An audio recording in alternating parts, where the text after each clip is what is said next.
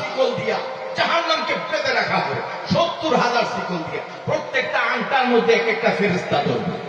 জাহান্নাম ওই দিন ঠান্ডা হবে, জাহান্নাম হুঙ্কার দিতে থাকবে, হুঙ্কার দিয়ে জাহান্নাম এমন একটা টান দিবে 70,000 শিকল টাচ টাচ করে ছিঁড়া যাবে। আল্লাহর দিকে যখন যাওয়া শুরু করবে, আল্লাহর পাশের ফেরেশতা জিবরিল ভয় পেয়ে যাবে যে আল্লাহ জাহান্নামকে থামান, কঠিন অবস্থা খায়া ফেলাইব। জাহান্নাম বলে যে দীর্ঘদিন আল্লাহ আমি ধৈর্য ধরেছি, অনেক ক্ষুধা, খাবার যখন সামনে আইছে জাহান্নামীদেরকে আমার পেটে দেন, আমি আজকে খায়া আমার জীবনের তৃষ্ণা, কোটি কোটি বছরের তৃষ্ণা আজকে মেটাবো।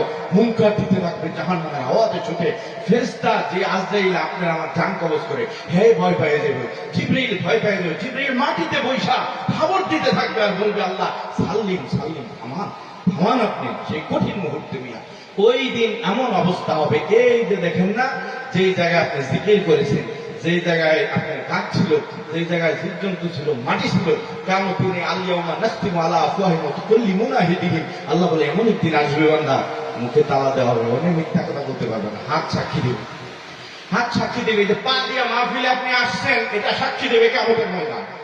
আল্লাহ জাহান্নামে দিও না, এই পা দিয়া মাহফিলে গেছিল, এই মুখ দিয়ে জিকির করছিল।